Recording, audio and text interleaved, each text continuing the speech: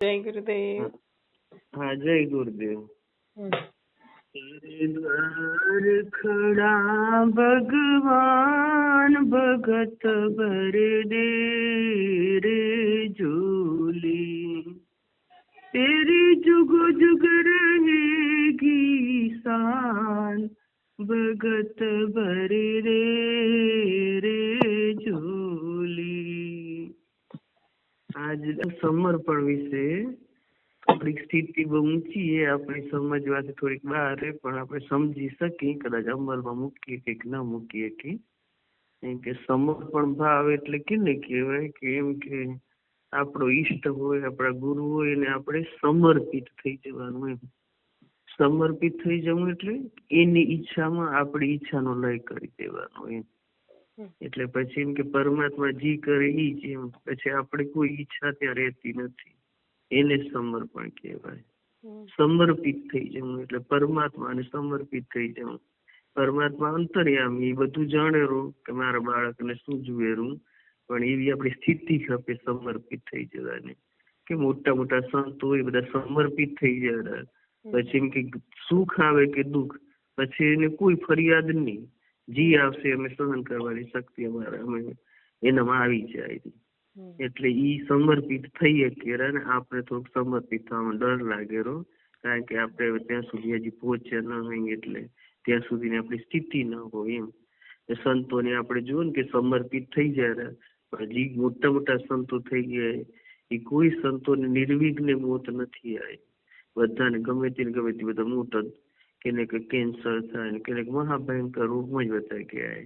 પણ એને શું કે જેને બધાને પહેલાનો જે પ્રારબ્ધ કર્મ હતો એને હવે ટૂંક સમયમાં ભોગવી લેવાના હોય, એટલે ઈ કદી ફરિયાદ નથી કરતા કે જીવ હોય ભોગવી લેવું, પણ હવે એ અંત મૂકી દેવો હોય, હવે બીજો જન્મ હવે લેવો નથી, જી ભોગવવું હશે ભોગવી લેશું. એમ કોઈ જ ફરિયાદ નહીં. સુખ આવે તો ફરિયાદ નહીં, દુઃખ આવે તો ફરિયાદ નહીં.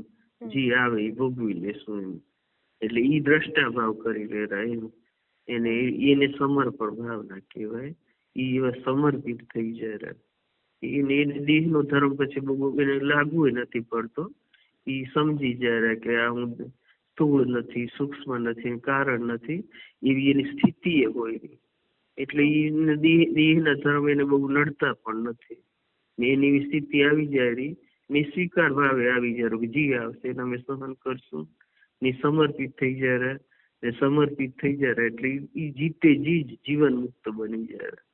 એ જીવતે મોક્ષમાં આપે મેળવી લે. એમ જીવન મુક્ત કેને કહેવાય? એને જીવન મુક્ત કહેવાય કે જે સમર્પિત થઈ જાય પરમાત્માને. પરમાત્માની ઈચ્છામાં સંતોએ પોતાની ઈચ્છાનો લય કરી દે. એમ જી આવશે અમે ભોગવી લેશું, બસ જી આવે, જી દિવસ આવે. એમ એટલે ઈ આ સમર્પિત. બીજા બલિરાજા સમર્પણ કર્યું, આત્મસમર્પણ. દેવોનો દાનવનું યુદ્ધ થતું. એમ તે પછી એના દાનવના જે ગુરુ હતા ને શુક્રાચાર્ય હતા, અને દેવોના બૃહસ્પતિ ગુરુ હોય. શુક્રાચાર્ય એમ કીધું કે આપણે દેવોને યુદ્ધ કરીને નહીં જીતી શકીએ, વિષ્ણુ ભગવાન આપણે જીતવા નહીં દે, ગમે એમ કરીને તમને હરાવી દેશે. એમ પોતાના ગુરુ હોય પોતાના શિષ્યનું હિત ઈચ્છે ને. એમ એટલે પછી એને એમ કીધું કે પછી એને બલિરાજાને એમ કીધું કે તો પછી આપણે શું કરવા, એમ કે તમને કાયમ જો અખંડ ઇન્દ્રાસન નું રાજ લેવું હોય, સ્વર્ગ નું રાજ આધિપત્ય મેળવવું હોય, તો તું 100 યજ્ઞ કર. નિર્વિઘ્ન એને કસોટી કરવી, એનો જે નિયમો પાળવા પડે. 100 યજ્ઞ નિયમ પાડીને પૂર્ણ કરે તો પછી ધારી કરી વિષ્ણુ ભગવાનને ગમે તે બધા દેવોને એને વરદાન આપવું જ પડે જી માંગે. પણ એમ કે દાનવમાં એવી નિષ્ઠા હતી કે નિયમ એકદમ પાળી જાય, એ તપે કરી લે, બધું કરી લે, પણ પછી મેળવીને એ પછી લોકોનું હિતનું કામ ન કરે, એને હેરાન કરવાનું કામ કરે. એટલે વિષ્ણુને કપટ કરવું પડતું. પછી આ શુક્રાચાર્ય એને 100 યજ્ઞ કરવા તૈયાર કરે બલિરાજાને. 99 યજ્ઞ તો તોય પરિપૂર્ણ કરી દે. નિયમ હતા બધા પાળીને. પછી 100મો યજ્ઞ આવે, 100મો યજ્ઞ ચાલુ હતો. દેવોને બધા વિષ્ણુને બધાને એમ થયું જો 100 યજ્ઞ પૂરા થઈ જશે તો બધે પૃથ્વી લોકમાં ને સ્વર્ગ લોકમાં ને હાહાકાર મચાવી દેશે, 3 લોકોમાં આ દાનવો તો. એમ માણસને સૃષ્ટિમાં જીવા જેવું નહીં રાખે. શું બધાને અગ્નિદેવ, વાયુદેવ, વરુણદેવ બધાને એ બધાને કબજે કરી લે એટલે પછી તો બધી પ્રજા એમાં ટાઈમ હતો વરસાદ આવવા ન દે કે બધું રોકી લે, હેરાન કરવાનું કામ કરે ને માણસને. એટલે પછી ભગવાને યુક્તિ કરી એ સોમો યજ્ઞ એમ કરીને એના માટે બધા મનુષ્ય માટે, સામાન્ય મનુષ્ય માટે પરમાત્મા ભિક્ષુક બનીને એને જાય એને ત્યાં. એટલે એના કે આત્મનિવેદન કેને કહેવાય, આત્મસમર્પણ કેને કહેવાય. 100 યજ્ઞ એટલું કઠિન તપસ્યા કરી એને 90 યજ્ઞ પૂરો કરી નાખ્યા હતા. ને 100મો યજ્ઞ ચાલુ હતો ને એની આહુતિ દેવાનો સમય આવ્યો તો નજીક.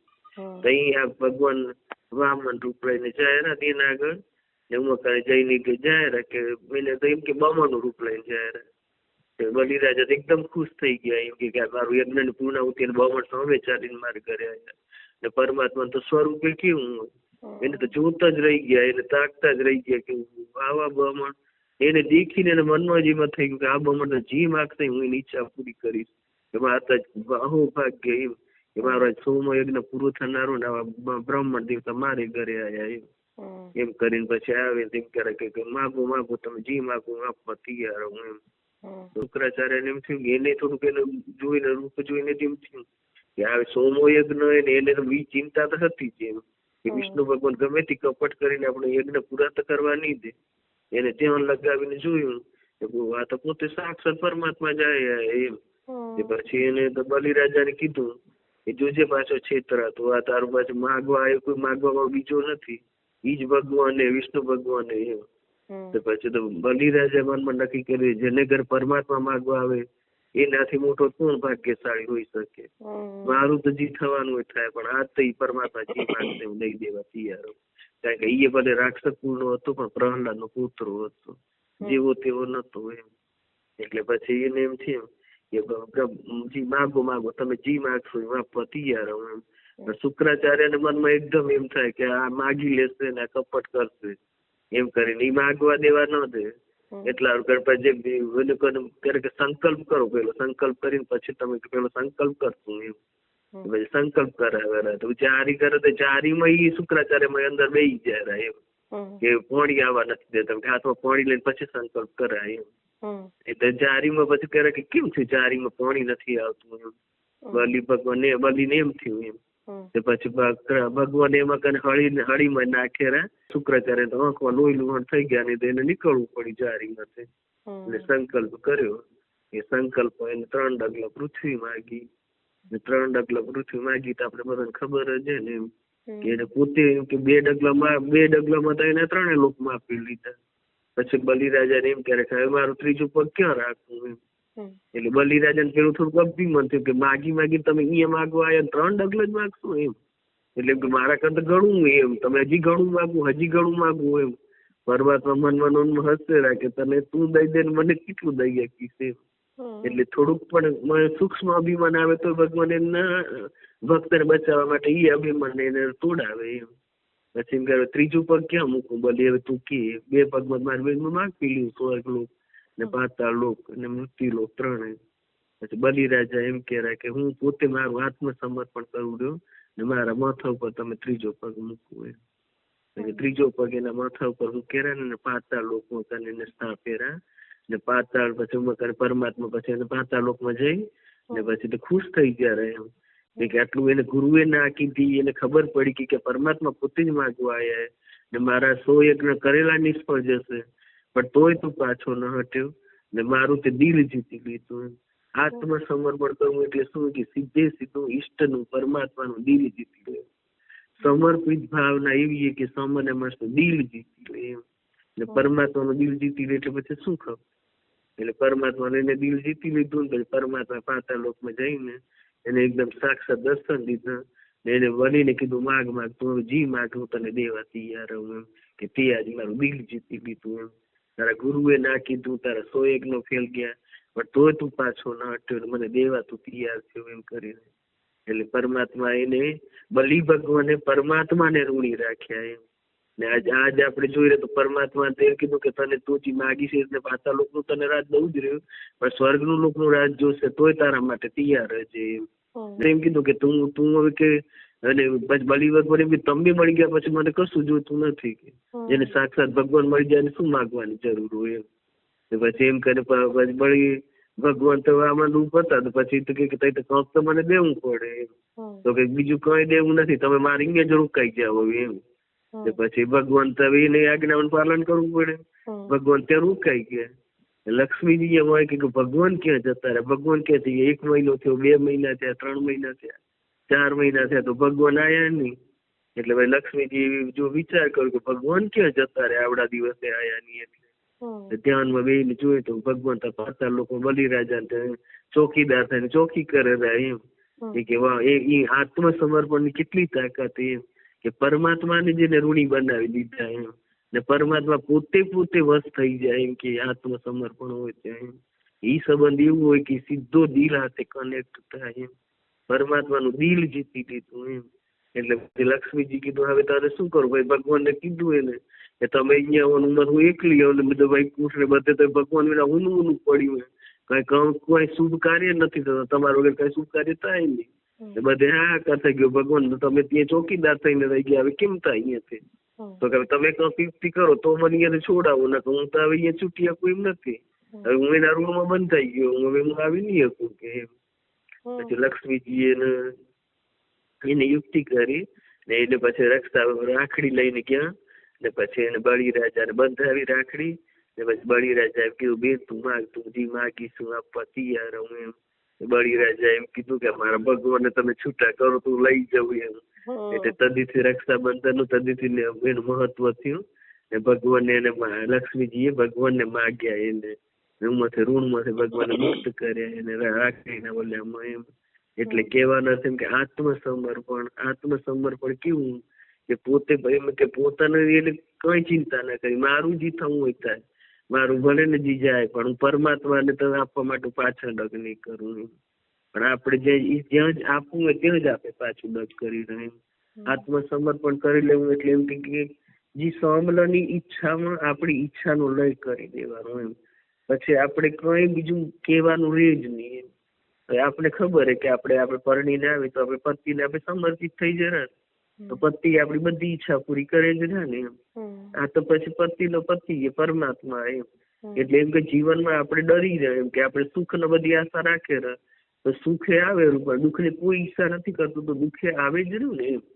એટલે એમ કે આપણે સમર્પિત, જો આ રીતે સમર્પિત પરમાત્માને આપણે સમર્પિત થઈ જાય તો પછી સીધો સમર્પિત થઈ જવું એટલે આપણે સમજી લેવાનું કે સમર્પિત છલ્લી સ્થિતિ એમ. આત્મા ઈ તો પછી આપણું મોક્ષ થવામાં આપણે કોઈ રોકી ન શકે. ઈ પરમાત્માને સીધું દિલ આપણાથી જીતી જવાય. પણ પરમાત્માની આપણે એની ઈચ્છામાં ઈચ્છા આપણે સમર્પિત થઈ જવી. ઈ ઈચ્છા હોય બધી સંતો એમ કરે કે પછી જીવનમાં ગમે એવું મોટું દુઃખ આવે પણ એને દુઃખનું પછી કોઈ અહેસાસ પરમાત્મા થવા નથી દેતા. પણ ઈ પરમાત્માની ઈચ્છામાં પોતાની ઈચ્છા લઈ કરી દે રહ્યા, તઈ પરમાત્માને જીતી લે રહ્યા ને તઈ જગતનું કલ્યાણ કરી શકે રહ્યા, તઈ એક આપણા સામાન્ય જીવનું કલ્યાણ કરી શકે રહ્યા. ને એનું દુઃખ પછી પોતાનું દુઃખ નથી રહેતું, એનું દુઃખ ઈ પરમાત્માનું દુઃખ બની જાય. એટલે સંતોનો આપણે અહીંયા દુનિયામાં આપણે સામાન્ય માણસ માટે એટલે મહત્વ હોય, ગુરુનું આપણે એટલા માટે મહત્વ હોય કે પરમાત્માને સમર્પિત થઈ જાય. ને આપણે સમર્પિત થવામાં થોડોક ડર લાગેલો કારણ કે આપણે તે સ્થિતિ સુધી પહોંચ્યા નથી. એટલે કારણ કે આપણે ભલે ગમે એમ કહેતા કે હું દેહ નથી, હું કારણ નથી, હું સૂક્ષ્મ નથી, હું સ્થૂળ નથી, પણ આ શરીરના જે છે ધર્મ એ આપણે લાગુ પડે ને. સુખ થાય તો આપણે શરીરને લાગુ પડે, દુઃખ થાય તો લાગુ પડે. એટલે આપણે સામાન્ય જીવની એટલી કેપેસિટી નથી હોતી કે આપણે એના સુધી પહોંચી શકીએ. આપણે એટલી આપણી સ્થિતિ ન હોય એટલે આપણે કબૂલી નાખીએ, એટલું સમર્પિત આપણે ન થઈએ કે પરમાત્માને. પણ જે સમર્પિત થઈ જાય એને આપણે સમર્પિત થઈ તોય પણ આપણું કામ થઈ જાય. દાસોના દાસ થઈને રહીએ.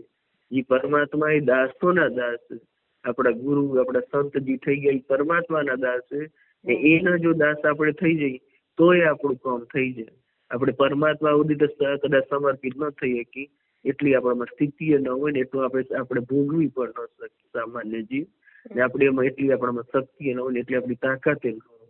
પણ એમ કહેવાય કે આપણે એમ કહેવાય કે ગુરુને એમ કે એ નાવમાં બેસી જવું ને લીપમાં બેસી જવું ને એટલે એમ કે એ ટ્રેનમાં બેસી જવું એટલે એમ કે ગુરુ એ આપણી ટ્રેન ઈ એન્જિન ને ગુરુ ઈ આપણે ડબ્બામાં બેસી જાય તોય આપણું કામ થઈ જાય. ને સંત એમ કે લીપ રૂપી એમ કે આપણે દાદરા પગથિયે ચડવાની ભલે આપણામાં કેપેસિટી ન હોય પણ આપણે લિફ્ટમાં બેસી તો આપણે જી વાળે જવું એ આસાનીથી આપણે પહોંચી જાય. ને નાવમાં એમ કે પરમાત્મા નાવ રૂપે ને આપણે નાવમાં બેસી જાય તો આપણે કઈ તકલીફ ન પડે ને આપણે પહેલે સાંભળે કિનારે આપણે પહોંચી જઈએ. એટલે કહેવાનો મતલબ એવું કે આપણે સમર્પિત આપણે નહીં થઈ શકીએ કારણ કે એટલી આપણી કેપેસિટી નથી ને એટલી આપણી સ્થિતિ નથી. એટલે ને આપણે એટલું દુઃખ ભોગવવાની આપણે શું આપણે દુઃખને ભોગવી ન શકીએ. આપણે થોડુંક દુઃખ આવે તો આપણે શું કરીએ ને આપણે દુઃખને ધક્કો મારી દુઃખને ભોગવતો નથી. સામાન્ય દુઃખ આવે તો આપણે તરત જ બાધા કરી માનતા કરી પ્રાર્થના કરી એટલે દુઃખને ધક્કો લાગે. જેનામાં સ્થિતિ આવી ગઈ દુઃખને કબૂલી લેરા એ દુઃખ આવશે તો અમે સહન કરી લેશું, સુખ આવશે તો અમે ફૂલશું નહીં, દુઃખ આવશે તો અમે ડરશું નહીં. પણ અમારો આ છેલ્લો અવતાર હું ખપે હવે અમને નથી આવું એને એવી સ્થિતિ આવી જાય રહી ને એટલી સ્થિતિ આવે એટલે એવું સમર્પિત થઈ પણ શકે. પણ આપણી કદાચ એટલી સ્થિતિ ન હોય તો કઈ નહીં પણ આપણે સંતોના વચનો પ્રમાણે ગુરુના વચન પ્રમાણે એને જે કીધું એ માર્ગે આપણે ચાલશું, આપણે એને અપનાવશું. એને જે કીધું હોય આપણે જીવન એને કીધું એટલે જે આપણે વચન કીધું જે આપણે મંત્ર દીધું હોય એને આપણે રટશું, એનામાં સાચો ભાવ કરશું, સાચી શ્રદ્ધા કરશું, સાચો વિશ્વાસ રાખશું. એને પ્રાર્થના કરતો રહેશું તો એની જે સ્થિતિ એ જ્યાં પહોંચ્યા ત્યાં જ આપણે પહોંચાડી દેશે. એટલે એવી આપણામાં મક્કમતા ખપે, એવો આપણામાં વિશ્વાસ ખપે. એવો વિશ્વાસ જો આપણામાં હશે તો આપણે ત્યાં સુધી પહોંચી જશું. એમ કે બીજા કે ને પરમાત્માને ઋણી રાખ્યા તો કેમ કે હનુમાન દાદાએ ઋણી રાખ્યા કેટલી બધી સેવા પરમાત્મા માટે કરી એમ. પણ છેલ્લી બાકી એમ કીધું કે હનુમાન તું માગ જી માગ તે આપવા હું તૈયાર હોઉં. હનુમાન દાદા એમ કીધું કે તમારા ચરણની સેવા સિવાય મને બીજું કઈ ન ખપે એમ. પરમાત્માને એમ કે હનુમાન દાદા એને ઋણી રાખ્યા એમ. ભગવાન એને ચિરંજીવી બનાવ્યા ને એને પોતાના એટલા દિલથી એને પરમાત્માનું દિલ જીતી લીધું એમ. કેમ કે સાચી સેવા સાચું સમર્પણ એનું કેટલું બધું મહત્વ એમ. સમર્પણ ભાવના એટલે એમ કે સુખ ને દુઃખ એ જીવનનો તો બે એમ કે જોડિયા એમ.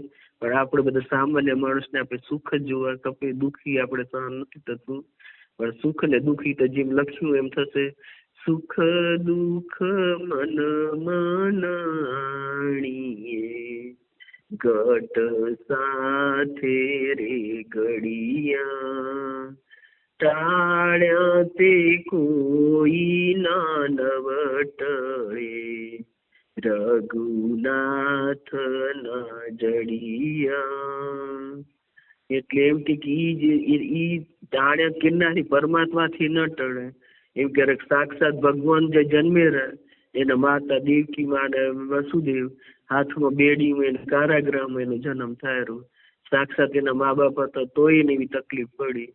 સાક્ષાત રામ પ્રભુ જેના પિતા એ દશરથ એને ભગવાન એને વનવાસ થયેલો પાછળ એનો દેહ પડેલો. એટલે કોઈ પણ જે આપણે લખેલું હોય એ આપણા ભાગ્યમાં લખ્યું એ કઈ મીટવાનું નથી. પણ આપણે એને મીટાવવાની કોશિશ કરવામાં આપણે આપણી શક્તિ વ્યર્થ કરી નાખી કે આ મને દુઃખ ના આવે, આ મને સુખ જ રહે, આ મને જેવું આપણું પોતાનું માગ્યું આપણું ધાર્યું કરાવવા આપણે માગી ભગવાન કરે ને ધાર્યું તો કે રાજા રાવણનું નથી થયું ને અભિમાન તો કેટલું નથી રહ્યું તો આપણું ક્યાંથી રહેવાનું એમ. ભાગ્યમાં લખ્યું નથી તો ભોગવે છૂટકો થશે. આપણે તો પ્રાર્થના કરતું રહેવાનું ને જપ કરતું રહેવાનું, એના પર વિશ્વાસ રાખતો રહેવાનું. એના દાસ હોય દાસના દાસ થઈને આપણે રહેશું, એના જીવન જીવશું તો આપણે પણ તરી જશું જે બધા ભક્તો તરી ગયા એ રીતે. જય ગુરુદેવ. જય ગુરુદેવ.